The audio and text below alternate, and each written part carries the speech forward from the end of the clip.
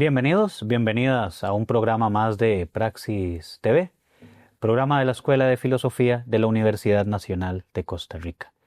Y hoy en el espacio al que hemos denominado Praxis TV, Diálogos Literarios, coproducción entre nuestra escuela y la editorial de la Universidad Nacional, la EUNA. El día de hoy vamos a conversar sobre las obras ganadoras del certamen Una Palabra del 2023, que el año anterior vieron a la luz ya impresas estos textos. Y vamos a empezar en este primer bloque hablando de este libro, El auxilio de las musas, de Mirta González Suárez, ganadora en el área en la rama de novela. ¿Cómo está, doña Mirta? Muy bien, muy contenta de estar en Praxis y con una gran felicitación por esta unión entre la editorial y la escuela. Eso es muy importante en cuanto a la universidad como proyección hacia la comunidad. Así que es un placer estar aquí. Muchas gracias y muchas gracias por acompañarnos, sacar el tiempo. Sabemos que venir desde San José a Heredia suele ser complicado, ¿verdad? Y este libro, doña Mirta, quisiera que empezáramos hablando un poco sobre esa temática que tiene, porque tiene una temática donde la personaje principal, no vamos a hacer mucho spoiler, ¿verdad? Sí. Elena hace unos paralelismos entre mitología, entre acontecimientos históricos, y la ubicas en Costa Rica, y toda la novela trabaja esto en torno a esa ciclicidad, ¿no? Sí, por supuesto que se tenía que llamar Elena, que tal vez no es casualidad que mi hija y mi mamá también tienen el mismo nombre. Pero el punto es que Elena nos va a contar una historia como descendiente de la antigua Troya. Ustedes saben que Troya fue asediada tremendamente y se tuvieron que ir de ahí a otros lados porque tomaron como esclavos a su población y destruyeron la ciudad. Entonces nos cuenta Homero toda esta historia. Esa gente que salió de Troya se tuvo que desperdigar en el mundo. Primeramente fueron a Cartago, después fueron a lo que va a ser Italia posteriormente, y de ahí a todo el mundo. Y en de todo el mundo hay un grupo que viene a Costa Rica. Y este grupo que tiene a Costa Rica, como todos los que salieron de Troya, tiene una misión muy importante que cumplir. Y tiene también un problema para cumplir esa misión, que es detectar quién viene de Troya.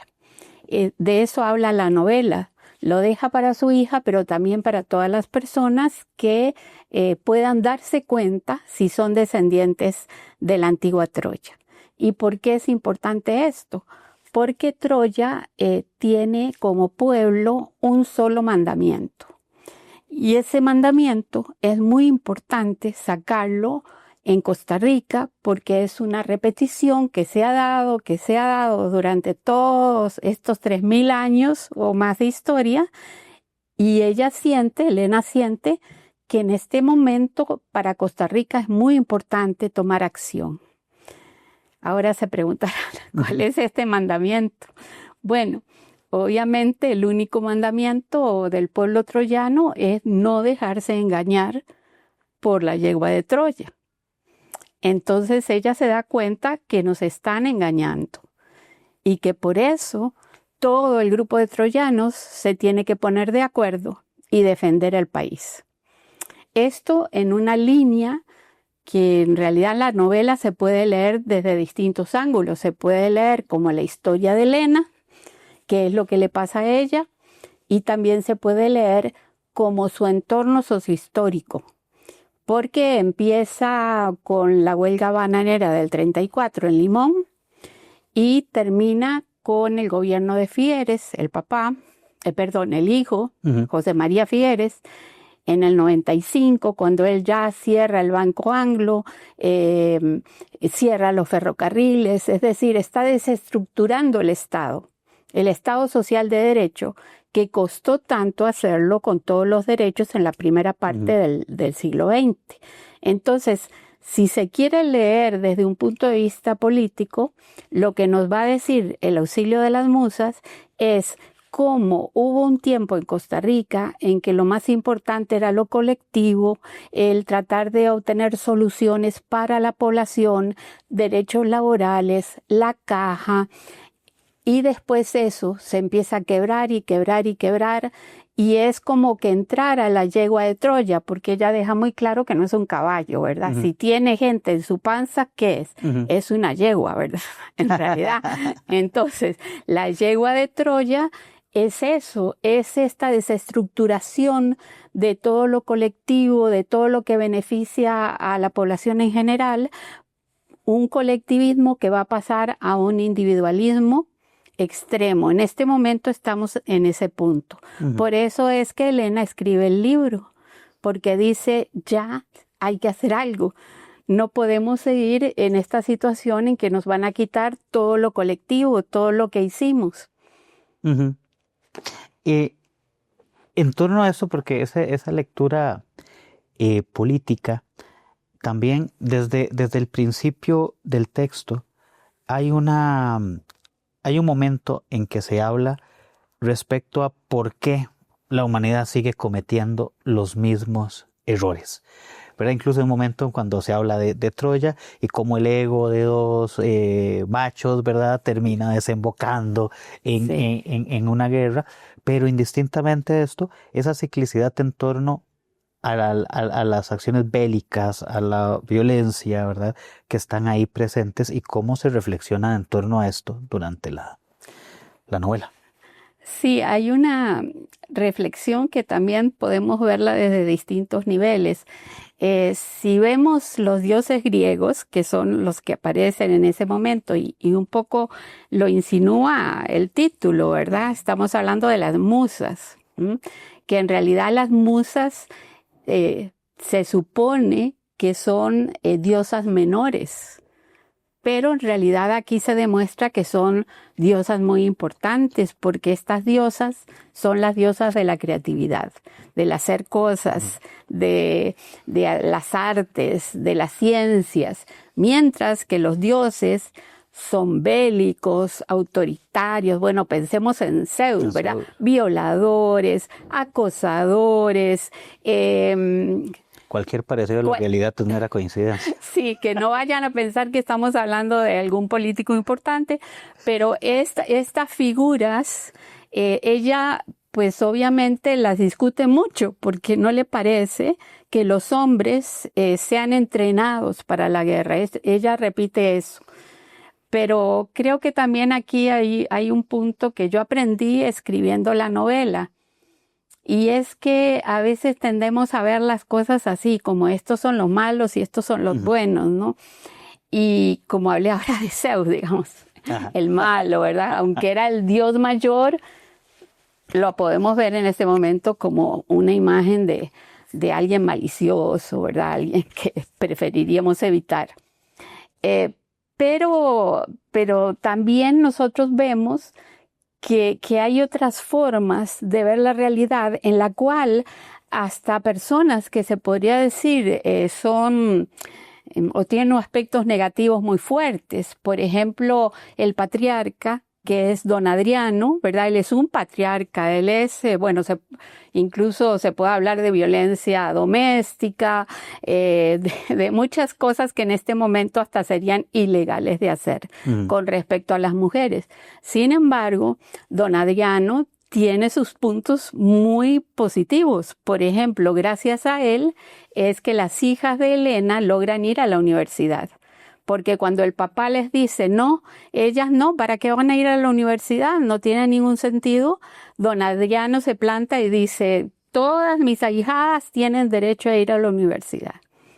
Entonces, esto se trata de trabajar mucho, de no plantear las cosas como estos son los buenos y estos son los malos.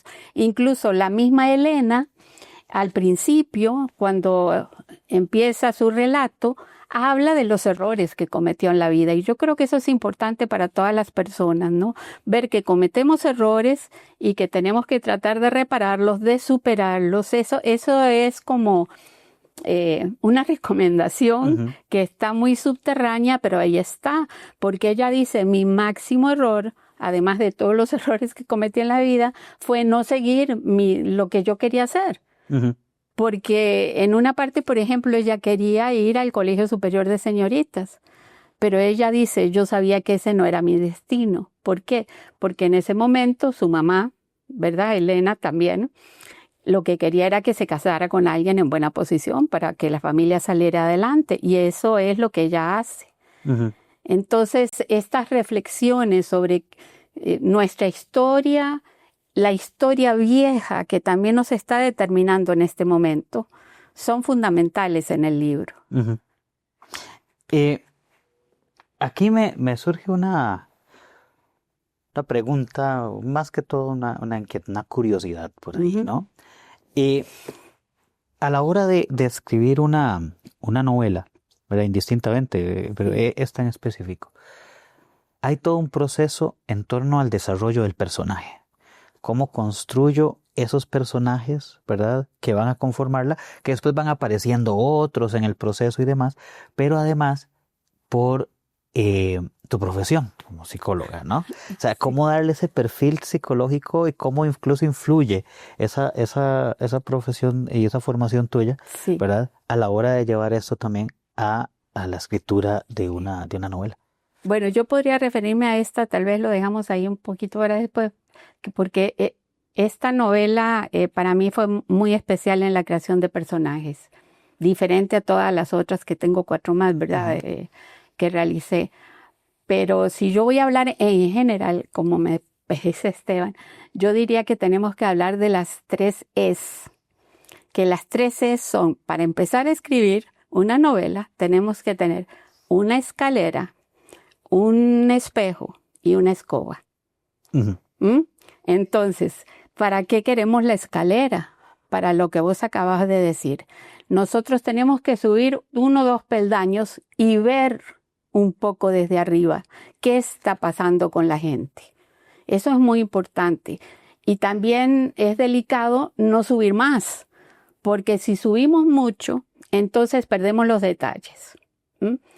Entonces es no quedarnos que yo te estoy viendo a vos y te voy a describir en una novela, sino que tengo que hacer un pasito aquí y decir, bueno, Esteban, ¿dónde está? ¿En qué contexto? ¿Con cómo habla? ¿Cómo se relaciona con esta persona? Tenemos que subir ese peldaño.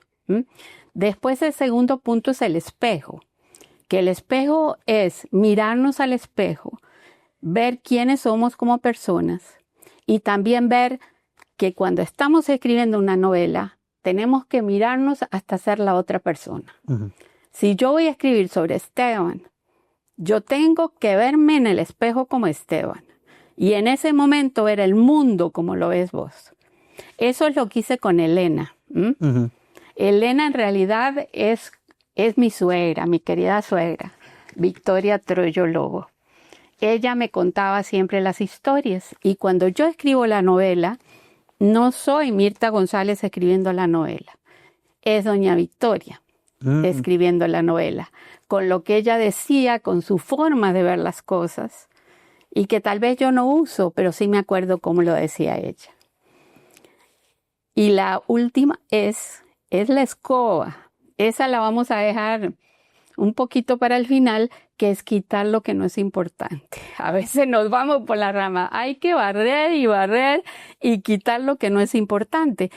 Y también, si somos un poquito audaces, lo que podemos hacer es montarnos a la escoba y hacernos brujas y ver todo mucho más profundo. Pero eso solo cierta gente lo puede hacer y esos son ya escritores de altísimo nivel. ¿Sí? Sí, bueno, qué interesante eso, porque, a ver, dentro de también parte de las entrevistas, del trabajo que hacemos acá con esta unión con la EUNA, también va en miras a hablar sobre cómo se construye y cómo nace un texto y qué hay detrás y por qué sentarse a pensar en esto, ¿verdad? Bueno, ahora nos cuentas el caso de tu suegra, sí, ¿verdad? Ella se adelanta a esa pregunta que íbamos a hacer, ¿verdad? Pero además igual plantearla, ¿verdad? porque Sí. esa reflexión política, este libro, bueno, se gana el 2023, entonces imagino que hay un periodo bastante Uf, previo antes de escritura, sí, ¿verdad? sí, Incluso que los sí. acontecimientos terminan hacia el 95, Ujú. ¿verdad? Pero, ¿qué reflexión, verdad, de fondo también hay en el que vos a la hora de empezarte a escribir dices, bueno, voy a escribir esta historia, pero la voy a llevar hacia este lado? Siempre hay motivaciones, ¿verdad? Entonces, ¿qué motivaciones hay, verdad, Sí. en Mirta atrás de... Es una motivación muy real. Esta es la más real de todas mis novelas porque doña Victoria siempre decía, nosotros, nuestra familia Troyo viene de Troya. Y me contaba cosas de Troya, ella. Ella de joven, tal vez que estoy hablando del 1920, 20 y algo, no, unos 30, diría, 1930, ella aprendió a tocar violín, ¿m? Lo que es muy inusual para una mujer, ¿verdad? Y ahí vienen las musas, como hay mucha música Ujú, también, porque cuando vamos transcurriendo la historia, cuando va transcurriendo la historia, la música nos define mucho. Por eso es que la música que escuchamos en la adolescencia, después nos ponemos con una nostalgia inmensa ya, sí, la oímos de nuevo a los 60 años o así. ujú, Es esa música que nos quedó. Esa música va en cada periodo, ¿verdad? De la novela, va cambiando la música de acuerdo con los años de Doña Victoria. Hay algo importante aquí que es, yo se lo recomiendo a todos los que tienen tal vez personas de la tercera, cuarta edad y que llegan, Doña Victoria fue muy enferma, tenía problemas cardíacos y entonces todo el mundo llegaba a visitarla porque era como una matriarca ella, ¿verdad? ujú. Una persona maravillosa. Y le llegaba, ¿cómo está doña Victoria? ¿Cómo se siente hoy? ¿Se siente bien? ¿Se siente mal? ¿Cómo está de salud? Entonces yo dije, yo no le voy a preguntar nunca a doña Victoria eso, porque era un tema como Ujú. reiterativo, todo el mundo llegaba a preguntarle la salud, ¿verdad? Y entonces yo llegaba y le preguntaba, doña Victoria, ¿usted se acuerda qué pasó cuando era chiquita? ¿A qué juegos hacía usted? Y ella me empezaba a contar. ¿Usted se acuerda cómo fue su casamiento? ¿Dónde fue? ¿Qué usó? ¿Qué le hicieron antes? Todo me lo contó. El capítulo del casamiento, ella me lo contó. Ujú. Es como si lo hubiera escrito ella, ¿no? Y así yo sé muchas cosas desde lo interno. Y yo le diría que es muy importante preguntarle a las personas mayores que cosas así, porque se van a aprender cosas, pero hay que llevarlos y preguntarles algo que no sea trivial, como, ay, ¿qué desayunó hoy? ¿Verdad? Irse un poco para atrás. Y ahí viene todo este contexto histórico y la creación de los personajes están muy afianzados en la realidad y pareciera como que yo me senté un momento y digo, voy a hacer políticamente correcto la presentación de las distintas etnias costarricenses. No es así, en realidad lo que hice fue al revés. Ya al final dije, uy, mira, aparecen muchos grupos étnicos aquí, qué interesante. Pero es que cuando Elena está en Limón, que es en 1934, la huelga bananera, ¿verdad? Entonces ella tiene mucha relación con gente afrodescendiente y es muy importante los personajes afrodescendientes, en especial uno que se llama Mommy. Ella es hasta el final, es decir, sigue todo el tiempo. Después se va a Punta Arenas y ahí va a tener relación porque una hermana del esposo de su mamá se casó con un señor asiático, asumimos que chino. Entonces viene toda esta cultura china en Punta Arenas y también en San José, después viene a San José la cultura libanesa. Todo esto no fue que lo leí en un libro, obviamente, ¿verdad? Es decir, me lo contaron de primera mano o lo viví yo de primera mano y por eso pude plasmarlo aquí. Desde luego también hay nativos y de los grupos étnicos, tal vez el que más me gustó porque me costó un poco entrar en él porque ese sí no me lo habían contado, fueron los gitanos. Y quedé maravillada yo con los gitanos, pero ese sí lo estudié, ¿verdad? Lo estudié el lenguaje y tuve grandísimas sorpresas que no me esperaba. Por ejemplo, que Charlie Chaplin tenía relaciones familiares con gitanos. Jamás se me había pasado por la cabeza, ¿verdad? Y ahí lo descubrí y lo puse en el capítulo de la gitana, es muy, muy importante aquí. Muy bien. Sí. Se nos va el tiempo, rapidísimo, doña Mirta. Sí. Muchísimas gracias, ¿verdad? Por acompañarnos en el día de hoy y seguiremos en contacto, y a todos y todas también. En el próximo bloque estaremos hablando con don Gerardo y con el libro de Gatsby, el gato y el gas, y terminaremos con Walter, con el Vuelta al Útero. Pero muchísimas gracias. Un gran libro, pueden pasar a buscarlo si quieren, bueno, en el catálogo en línea de la EUNA, en la librería, ¿verdad? Ahí van a estar todas las obras. Y vamos a hacer una primera pausa y ya regresamos a Praxis TV, Diálogos Literarios. Muchas gracias.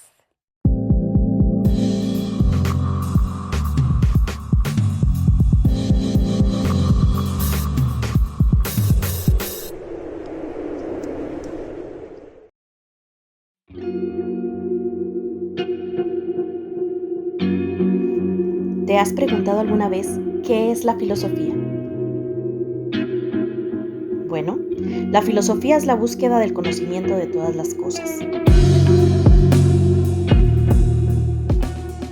Del mundo, de la naturaleza, del ser humano. Es ir en búsqueda de la verdad. La filosofía se compone de distintas áreas que de manera crítica intentan analizar las relaciones entre los seres humanos, las relaciones con otras criaturas, la forma como conocemos y cómo razonamos sobre el mundo. Epistemología es una de las áreas de la filosofía que se encarga de la justificación de las creencias y de cómo conocemos el mundo, siendo una de las áreas fundamentales en el desarrollo de conocimiento y en la aplicación práctica que puede derivarse en las ciencias. Epistemología, siendo un área fundamental de la filosofía, permite razonar sobre el mundo por medio de la lógica y de ahí derivar posteriormente una filosofía práctica.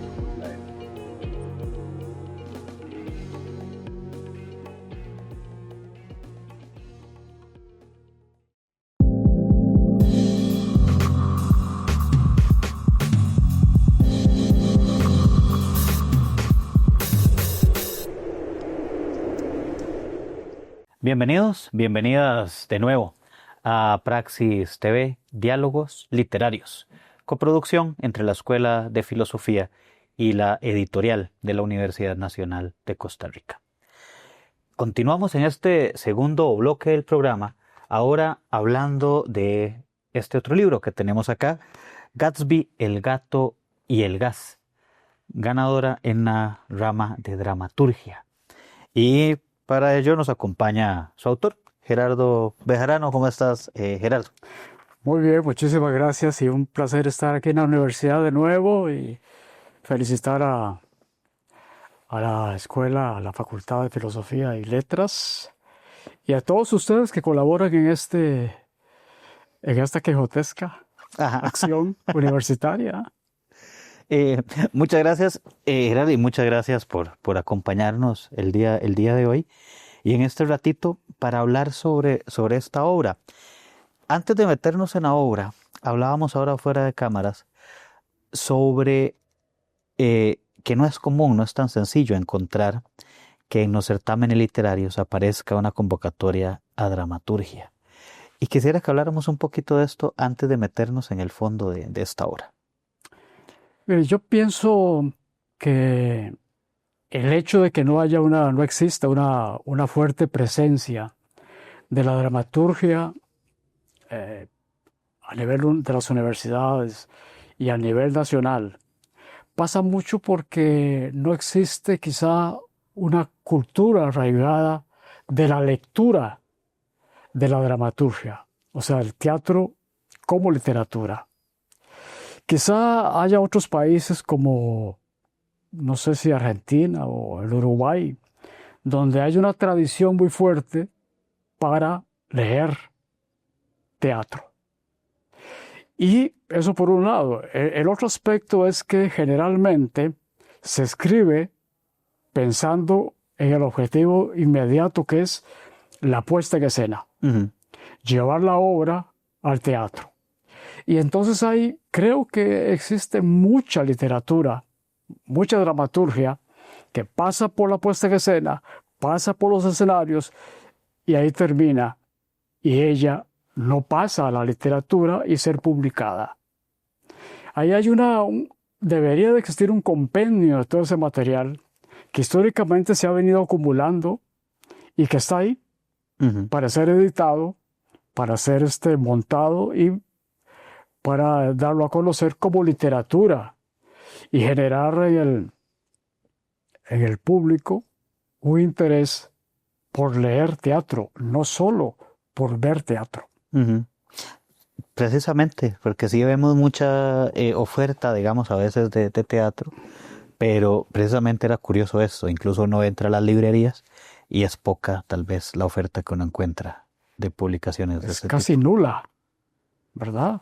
Están los clásicos que se venden mucho todavía, que era una literatura para ser leída y degustada en la sala, ¿verdad? Y en los cafés, en los lugares, sobre todo en Europa, ¿no es cierto?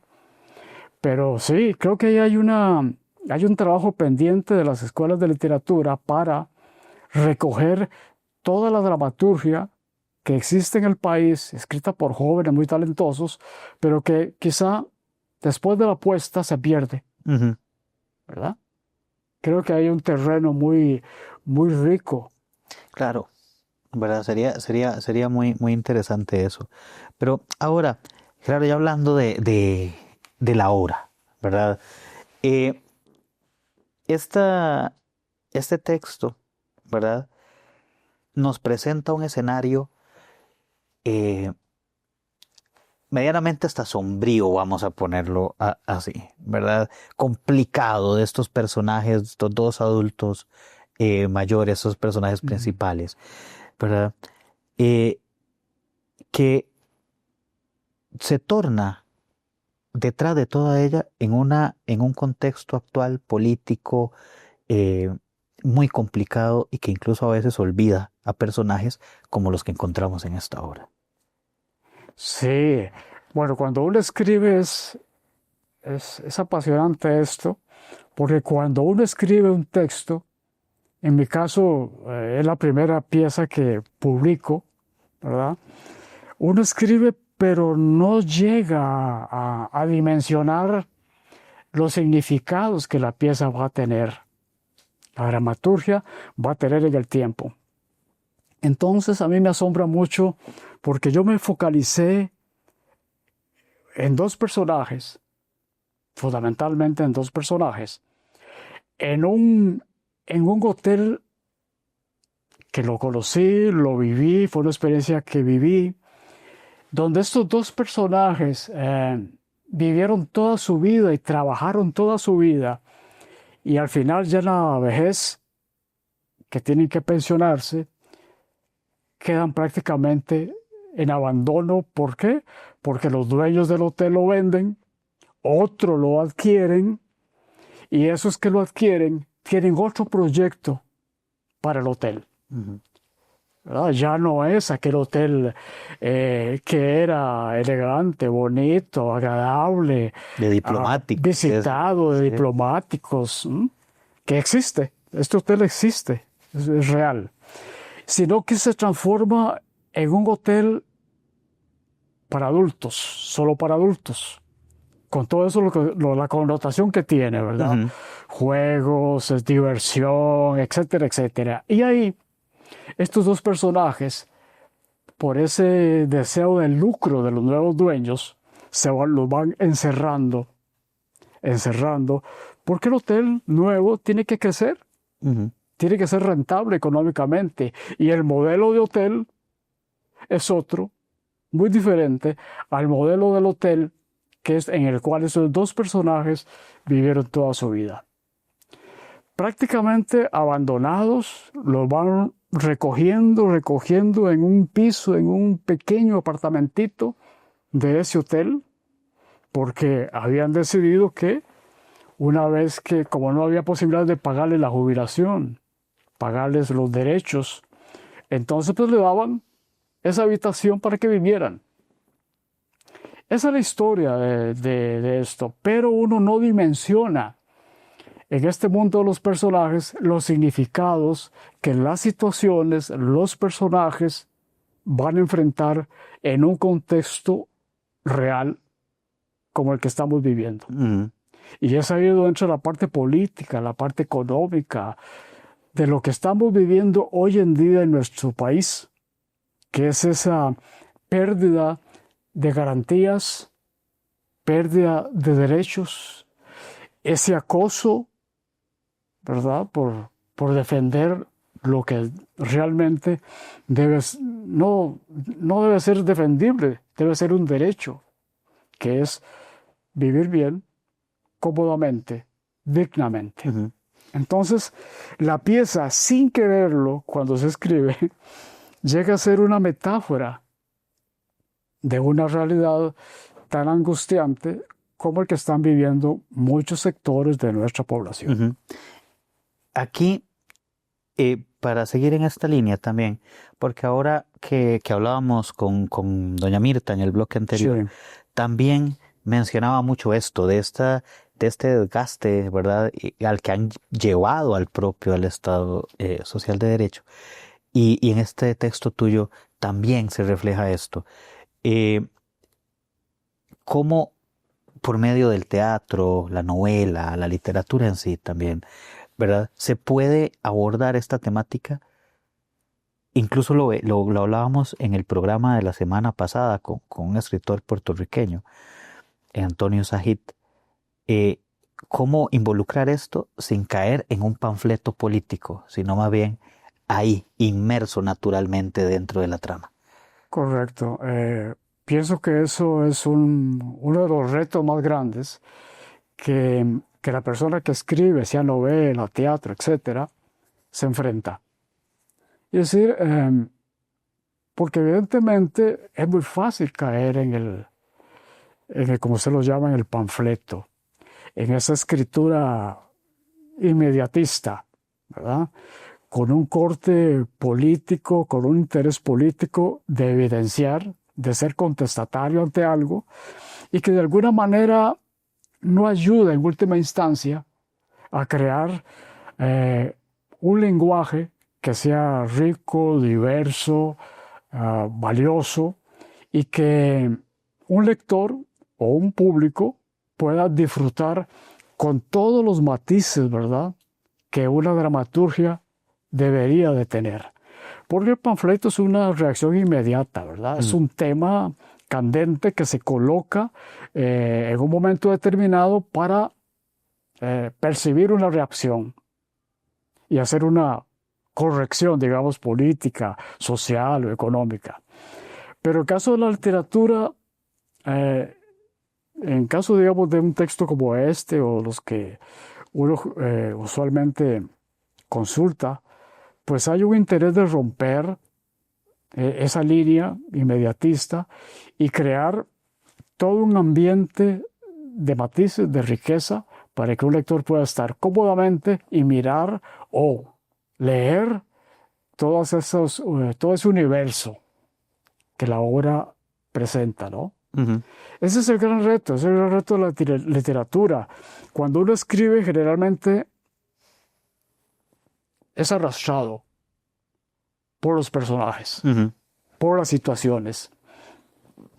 Yo en mi modesta aportación he pretendido que dejarme arrastrar por los personajes, por lo que escriben, por lo que dicen, por lo que viven, y que la voz sea la voz de ellos, ¿verdad? Y no imponer mi voz en aquello que ellos están viviendo, sintiendo y están debatiendo. ¿Sí? Y quizá eso, siendo un reto grande para quienes escriben dramaturgia o quieren escribir un guión, ¿verdad? Cómo escribir, describir, incluso construir a estos otros personajes para que sean independientes de esa persona que escribe el texto. Sí, es de las cosas más apasionantes que hay, porque te decía, el proceso de escritura es un proceso muy largo.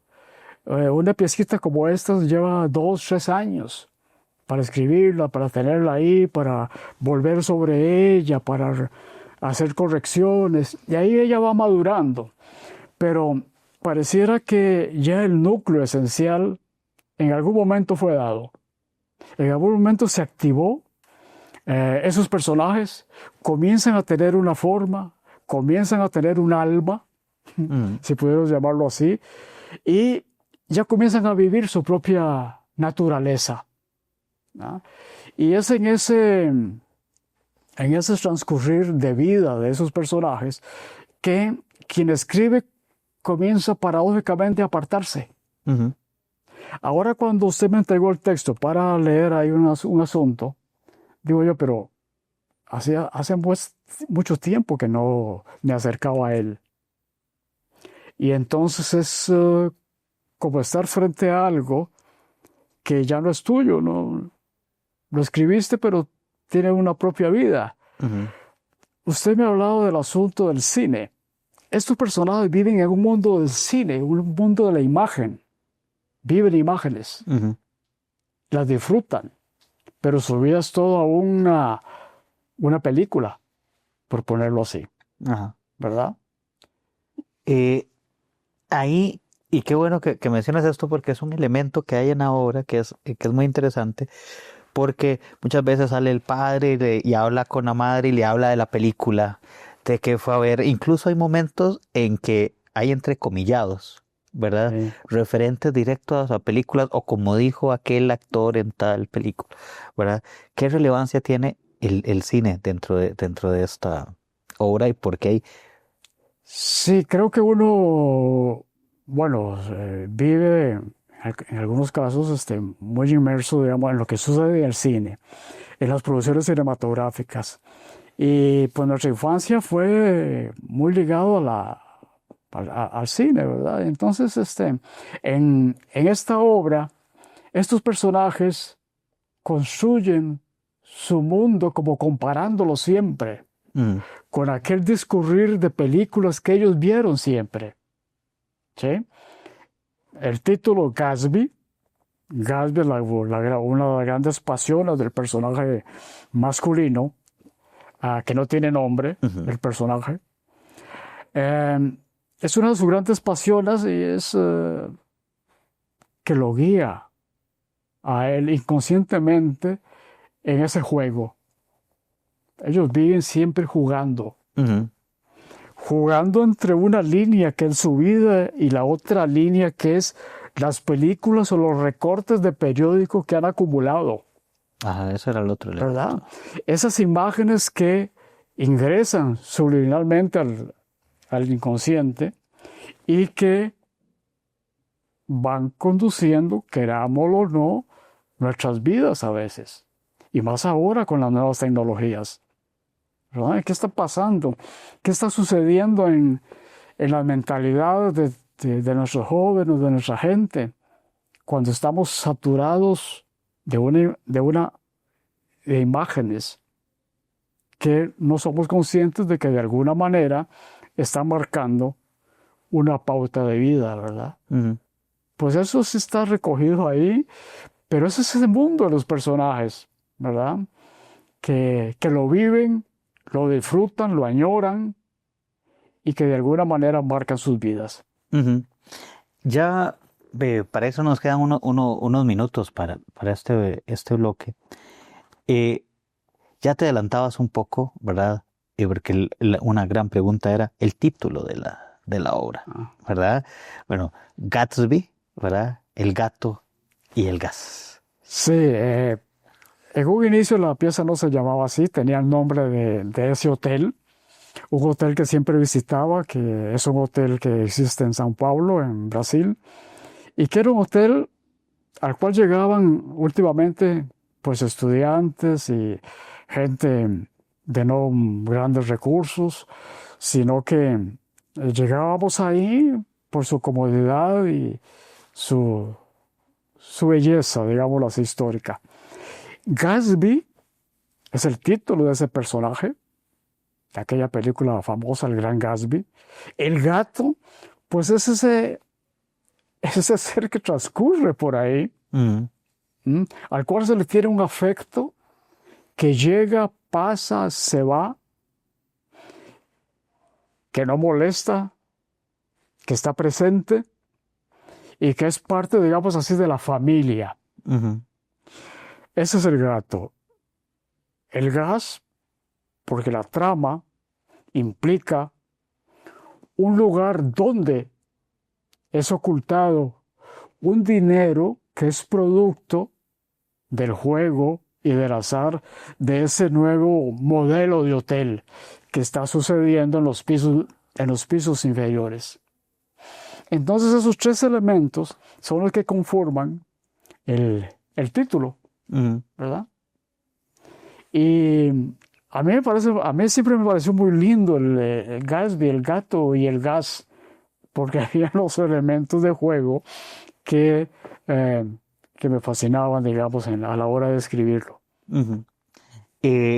Don Gerardo, muchísimas gracias, ¿verdad?, por tomar el tiempo, por venir y acompañarnos, y también recomendarle a toda la gente que pueden pasar a la librería de la editorial, al catálogo en línea, donde se puede conseguir esta obra, y esperemos verla en escena pronto, de una u otra forma, ya sea en teatro. Ahora hablábamos y esta fascinación que hay por el cine en esta obra, que por qué no, podría ser una buena opción, ¿no?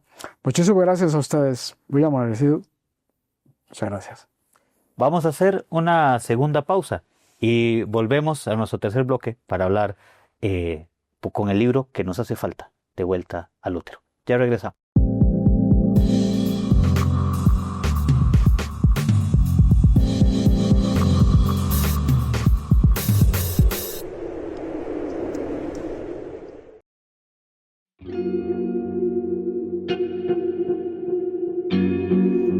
¿Te has preguntado alguna vez qué es la filosofía? Bueno, la filosofía es la búsqueda del conocimiento de todas las cosas. Del mundo, de la naturaleza, del ser humano. Es ir en búsqueda de la verdad. La filosofía se compone de distintas áreas que de manera crítica intentan analizar las relaciones entre los seres humanos, las relaciones con otras criaturas, la forma como conocemos y cómo razonamos sobre el mundo. ¿Por qué filosofía? En mi caso, yo ya había cursado una carrera en economía y una en estadística, trabajo en investigación y me di cuenta que realmente me es súper necesario desarrollar este pensamiento crítico objetivo que siento que es posible desarrollarlo dentro de la carrera de filosofía. La filosofía me abre una puerta constante en la búsqueda del conocimiento. Me ayuda a criticar, a debatir, dialogar y argumentar. También me ayuda a ser no solo una mera espectadora del mundo, sino un ser activo, para poder descongelar los pensamientos, buscar los vacíos y luego llevar todo a la práctica.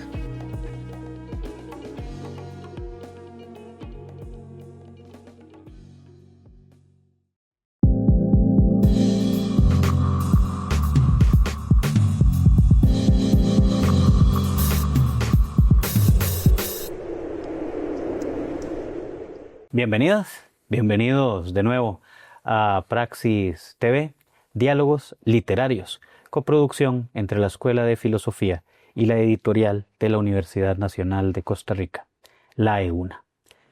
En este tercer bloque vamos a conversar sobre este libro que tenemos acá, Vuelta al útero, de Walter Torres Rodríguez, ganador de la rama de poesía del certamen Una Palabra 2023, y bueno, que el año pasado ya salió a la luz. Y para ello nos acompaña acá Walter. Walter, ¿cómo estás? ¿Cómo va todo? No, muy bien, por dicho. Es un honor estar aquí con ustedes.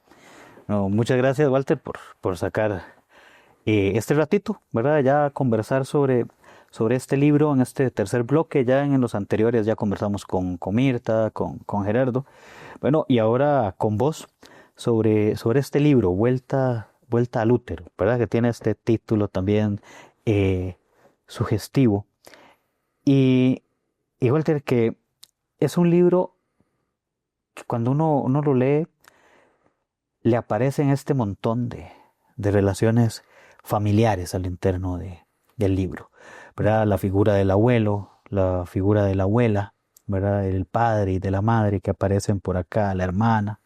Entonces, podríamos referirnos a esto precisamente, a esa construcción, ¿verdad? Y esos elementos que aparecen a lo interno de esta obra. Sí, bueno, es una combinación de cosas. Y ahora, como, tal vez pensando la respuesta un poquito más. Creo que cada parte, la redundancia, de diferentes cosas. Lo del abuelo es interesante porque en realidad yo nunca tuve abuelo. Entonces hay como toda una invención en torno a la figura del abuelo en el libro. Principalmente creo que tiene que ver con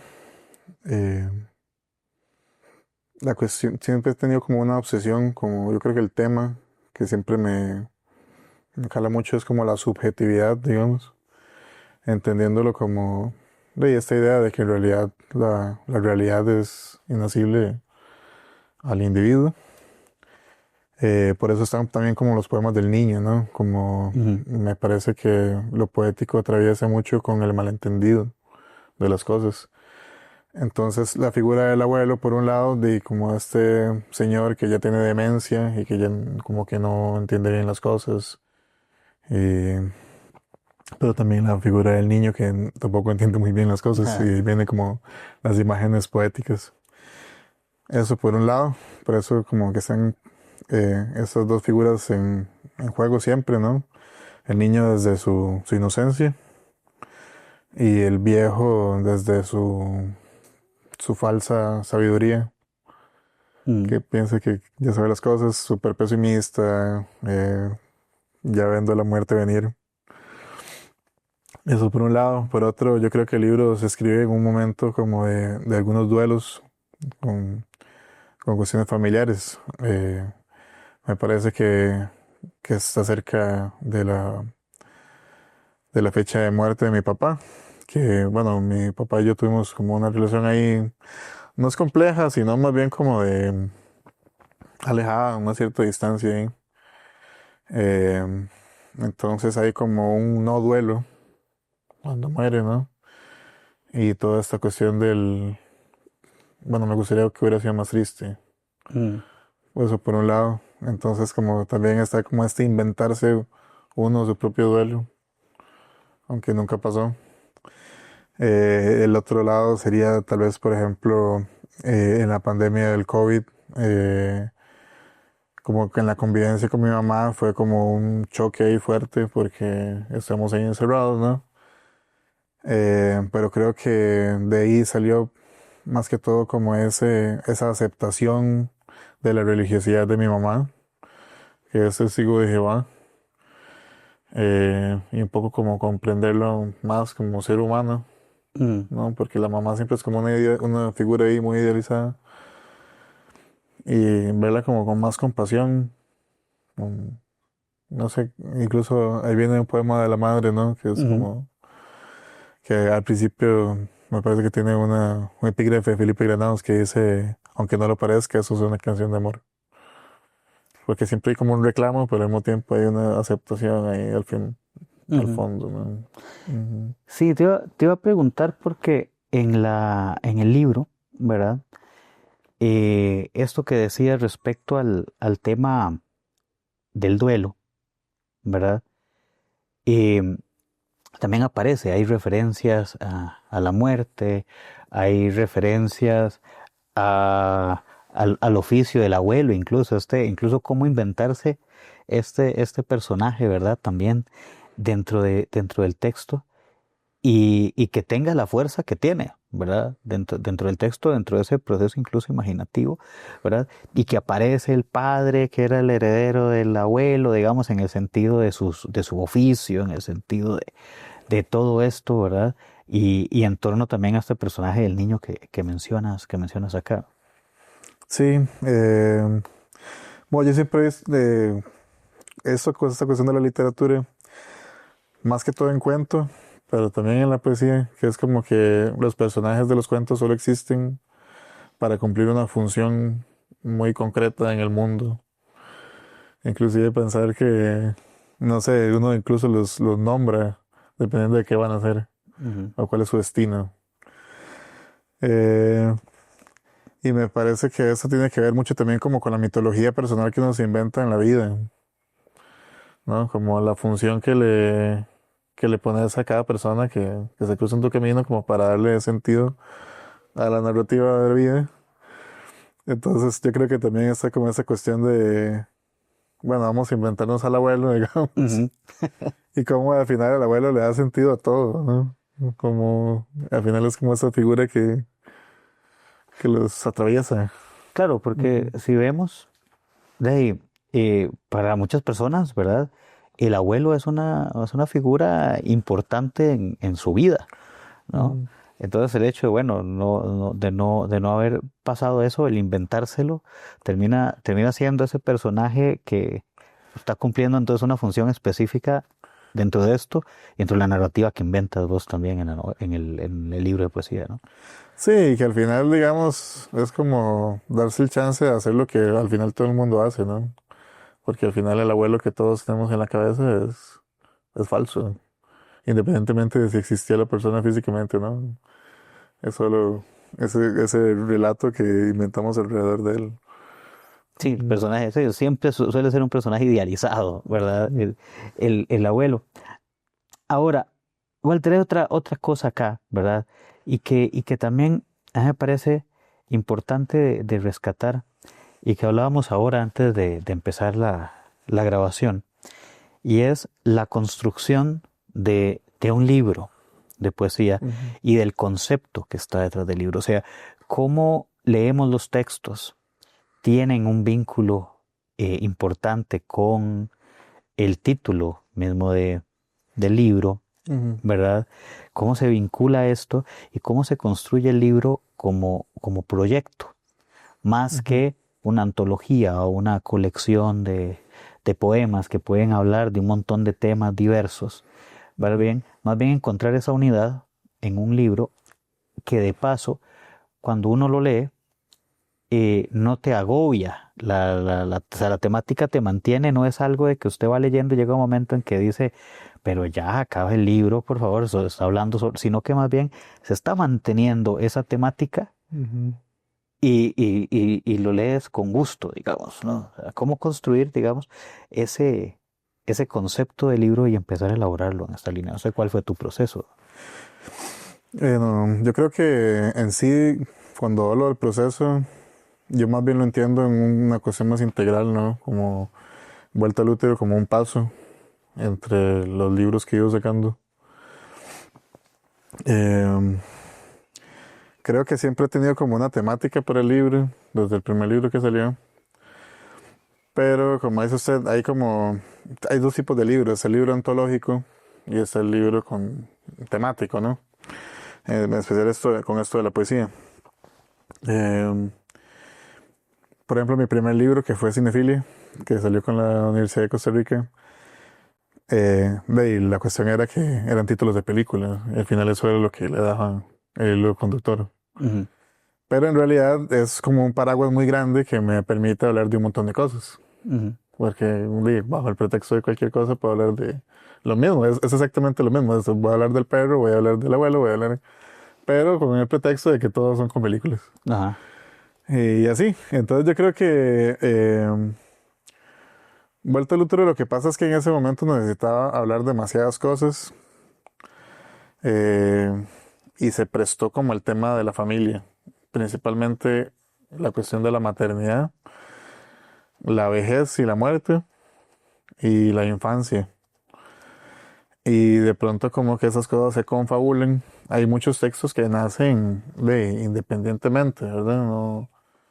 No, no se escribe el libro con una idea temática desde un inicio, sino que son temas que están atravesando en este momento. En algún momento hay un conjunto de poemas que uno dice, bueno, estos pueden llevar un hilo conductor, y luego hay otros poemas que lo que hacen es enlazar un poco todo lo demás, ¿verdad? Ujú. Pero creo que mi proceso creativo no me gustan los libros temáticos precisamente por eso que acabas de decir, que cuando uno escribe un libro con un tema en mente desde un inicio, llega a ser agobiante, porque al final hay un montón de poemas e incluso uno cuando está leyendo ciertos libros uno dice, esto ya es relleno. Esta persona solo está metiendo poemas de ese tema porque ocupa tantos versos o tantas páginas. Sino como que yo creo que al principio debería ser como más libre y en algún momento amarre. Ujú. Ujú. Bien, eh, eso que dices, ¿verdad? Es bien interesante, ¿verdad? Porque normalmente cuando uno encuentra estos textos, como la llaman, más temáticos, suelen ser cortos también. Y incluso sucede con casos que uno conoce, que de un momento a otro hay 2 o 3 libros en proceso a la vez, precisamente por el acomodar esto. Y ahora entonces, pensando en esta construcción, este libro tiene una cuestión particular también dentro de su construcción interna. Y es que, bueno, abres el texto y lo primero que te sale es un 3, ¿verdad? Que es la primera parte del libro. La segunda, en efecto, es un 2, pero ahora un 2. Y finalmente, la tercera es A, Ujú. ¿verdad? Esa particularidad, ¿verdad? Que me parece un dato curioso, digamos, dentro del libro, pero que queremos saber también la intención, ¿verdad? De construirlo de esta forma, porque alguien podría decir, bueno, mira, puedo leerlo de A, 2, 3, o cómo podría incluso jugar con eso, si tiene algún... Sí, bueno, originalmente el libro iba al revés, iba normal. Ajá. Fue después como que ya me pareció que lo más interesante era el proceso inverso, ¿no? Hay una cuestión ahí vacilona que es que cuando empecé a escribir, escribía cosas muy, muy cortas, porque me parece que siempre la poesía tiene que ser como muy precisa. Y me costaba como escribir cosas más largas. Entonces el primer paso para escribir cosas más largas fue recurrir como a los poemas de Luis Chávez, que van enumerados como fragmentos, ¿no? Ujú. Y a partir de ahí como que en el tiempo escribí muchos poemas de ese tipo. Y la numeración siempre fue un tema, ¿no? Como, bueno, ¿y ahora qué le pongo? Ahora son números romanos, ahora son asteriscos. Y que siempre dije, bueno, pero eso ¿en qué afecta el poema? ¿Por qué no utilizarlo también como un recurso narrativo, ¿no? Ujú. Hay otros poemas con los que hago ciertos juegos, pero en este caso específico es eso, como la formalidad del número romano para el viejo, Ujú. la A, porque no sé, como que los niños más pequeñitos, como que es lo que tienen más a la mano las letras y esos sonidos, inclusive como el hecho del sonido A, que es como tan Ajá. visceral y tan donde el bebé, ¿no? Es que eso, incluso hay un texto acá que estoy buscando, que es un prólogo que está metido en medio del texto, que a mí me parece interesante porque vamos viendo la construcción de los poemas y de un momento a otro nos encontramos con un texto casi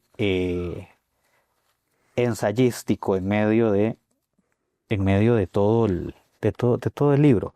Vamos a ver, no me acuerdo cuál era la página. Y entonces uno va leyendo y dice, mira qué curioso este texto tan grande. Por ejemplo, esto, decir guindo, que tiene esta construcción, ¿verdad? De esta forma, ¿no? Vamos a ponerlo ahí en cámara. Esta construcción de texto que uno dice, bueno, qué curioso, porque bien podemos conocer este tipo de un poema, lo que llamamos poesía en prosa, pero encontrárselo dentro de un libro que lleva otra estructura. Sí, ese poema en específico habla como de un suceso que fue muy importante, que fue cuando yo era niño, y literalmente nos fuimos a un guindo en un accidente de tránsito. Pero fue algo de lo que yo nunca hablé. Nada más como que recuerdo las imágenes. Bajarme del carro, toda la sangre y la gente sacando a mi familia en ambulancias, y estar en el hospital y todo el mundo diciendo que todo el mundo se va a morir. Y después los meses de recuperación. Y ya uno solo está callado. Y entonces un día ya en la adultez lo suelto, nada más. Y ese es el poema.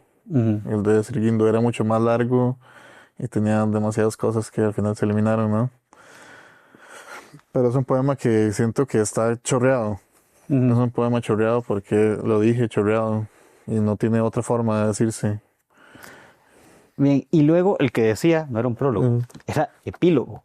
El epílogo solo, porque ahora que hablabas precisamente que pensaba en eso, cuando hablabas de la dificultad de escribir textos largos que mencionabas, entonces me pensaba en este del Guindo, ¿verdad? Esas 2 páginas casi en prosa, y después este poema que es un poema de 4 páginas y un poquito, ¿verdad?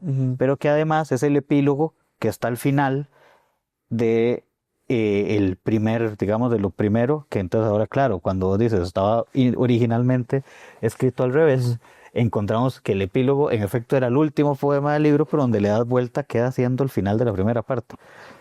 Hay varias cosas. Bueno, sí, digamos, hay como todo un proceso de escribir poemas más largos. Este ya tiene poemas más largos. En el libro que estoy ahorita, que ya lo terminé, nada más estoy buscando casa, ya es un poema de largo aliento. Son como 500 y resto de versos. Y es un solo poema. Okay. Entonces sí, hay como un trabajo ahí y creo que va como a la línea de lo vomitado. Creo que lo que me gusta de los poemas largos es que no pare, y que siempre sea intenso. Creo que eso es lo que se intentó con esos poemas largos, ¿no? Con el del Guindo y con los otros. Y con el del epílogo, vieras que está como más inspirado en un texto que se llama Prólogo Solo. Ahorita no recuerdo quién era el autor, lo vimos como en literatura centroamericana en un curso. Lo llamaba eso, se llamaba Prólogo Solo porque el poema estaba solo, no era parte de un libro. Y lo mismo pasa con ese epílogo solo, como también está como esta idea de como decir, esto está por aparte del resto. Bien, Walter, se nos va el tiempo rapidísimo, ¿no? Muchísimas gracias por acompañarnos, ¿verdad? Y bueno, decirle a todos y a todas que igual que los anteriores, el libro está disponible en la librería de la EUNA, en el catálogo en línea. Y bueno, esperemos ver ese nuevo libro pronto. Y bueno, de nuevo, muchas gracias. Con mucho gusto. Y nada, gracias por el espacio. Bueno, y muchas gracias a todos y todas quienes nos acompañan. Y el día de hoy vamos a terminar un poco distinto. Vamos a terminar con algunos fragmentos de los 3 libros que hemos compilado el día de hoy, sobre los que hemos conversado en Praxis TV, Diálogos Literarios. Hasta la próxima. Chao.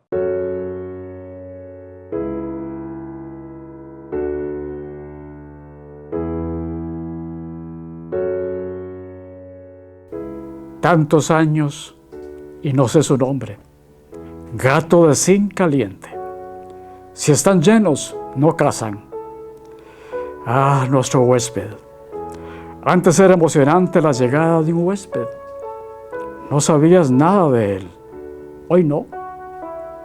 Lo buscas y con suerte Ahí está todo. Toda mi vida he estado aquí. No conozco otro lugar. No quiero otro lugar. No me importa quedar arrinconados aquí arriba.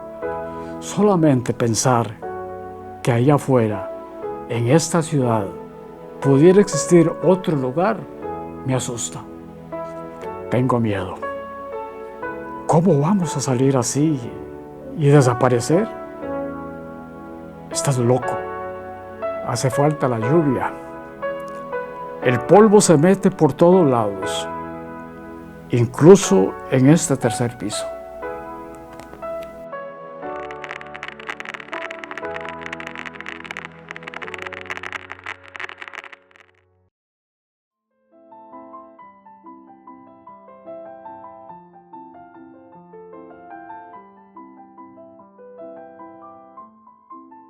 Herencia es tropezar con la misma piedra.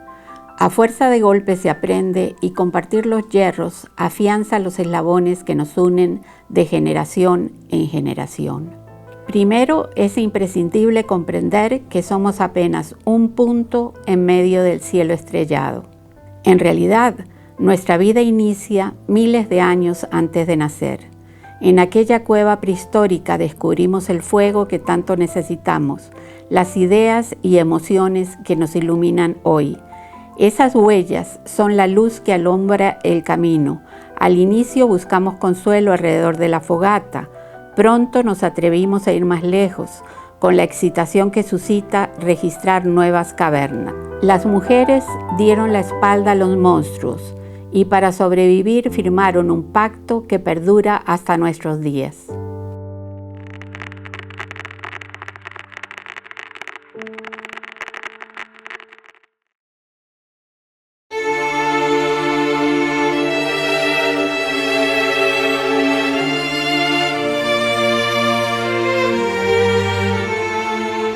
Mi abuelo heredó de su padre el oficio de sepulturero. Los entendidos cuentan que también heredó su estilo, un escupitajo cada 3 paladas y los ojos enterrados en el suelo, lejos de la vista de las familias. Mi padre sembró esta historia en mi cabeza con el mismo estilo de todos sus antepasados. Así heredé el mito de que los sepultureros cavan su propia tumba justo antes de morir. De niño, como todos, fui inmortal y, cuando la descubrí, también rendí culto a la autoaniquilación, como cualquier joven que una tarde cualquiera mata a Dios por negligente. Hoy se cumple tu última voluntad. Esparciré tus restos enlatados en casa de tus ancestros, y como últimas palabras, cada hijo revelará su propia epifanía.